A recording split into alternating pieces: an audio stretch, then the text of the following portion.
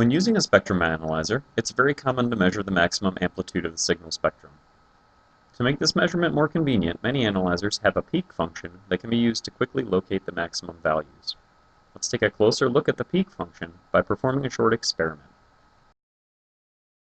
First, use a DG4000 arbitrary waveform generator to source a 2 MHz 0 dBm square waveform, and connect the output to the DSA815 spectrum analyzer. Preset the spectrum analyzer, and then set the start frequency to 1 MHz, the end frequency to 20 MHz, and the reference level to 15 dBm. Let's also set the resolution bandwidth to 300 kHz. As we would expect, the screen displays the fundamental frequency, the third, fifth, seventh, and ninth harmonic components of the square wave.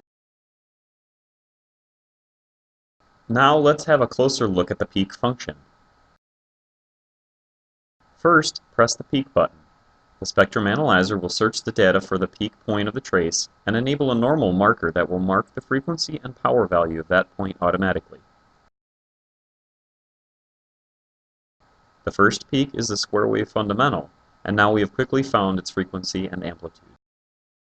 There are several submenus that relate to the peak measurement in peak function. Let's have a closer look. Next peak is for searching the trace amplitudes that meet the specified search criteria. Let's press next peak, and you can see the marker moves to the next peak, and displays the frequency and amplitude at this point. Peak left or peak right will search for the peaks to the left or right of the current peak that meet the search specifications. After pressing peak right, the marker moves to the fifth harmonic wave.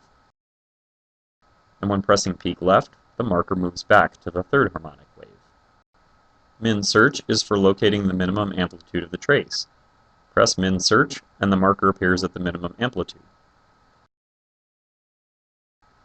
Peak peak will mark the maximum peak with cursors. Open the marker menu to see that marker 1's type has now been changed to delta pair. Continuous peak in peak menu performs a peak search automatically after each sweep.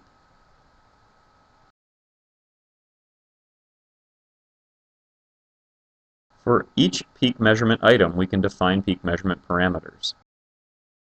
In search parameters, there are 3 menus: peak excursion, peak threshold, and peak search. Peak excursion sets the threshold difference between the peak and the minimum amplitude on both sides of it. Peaks whose excursions are beyond the specified difference are treated as real peaks. Peak threshold assigns a minimum value for the peak amplitude. Peaks whose amplitudes are greater than the specified peak threshold are treated as real peaks. Note that when pressing the peak button directly, the default peak search type is set to look for the maximum amplitude of the trace. To set the excursion and threshold parameters to search peaks, we need to manually set them as above.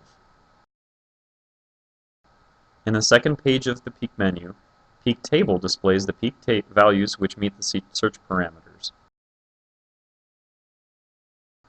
The peak table can report up to 10 peaks. We can use the peak table here by setting the end of frequency to 40 MHz. Now we can see more harmonics of the input square wave.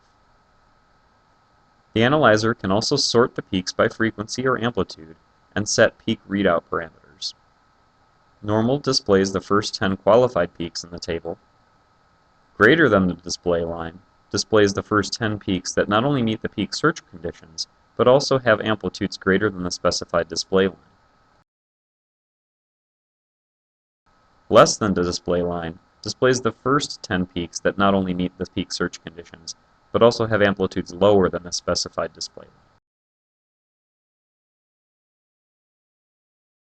Here is a summary of the peak functions. Set the suitable frequency and amplitude values to capture the full trace. Then press the peak button to get the peak readings. You can adjust search conditions according to your test needs, and then observe multi-peak readings at one time using the peak table. Thank you.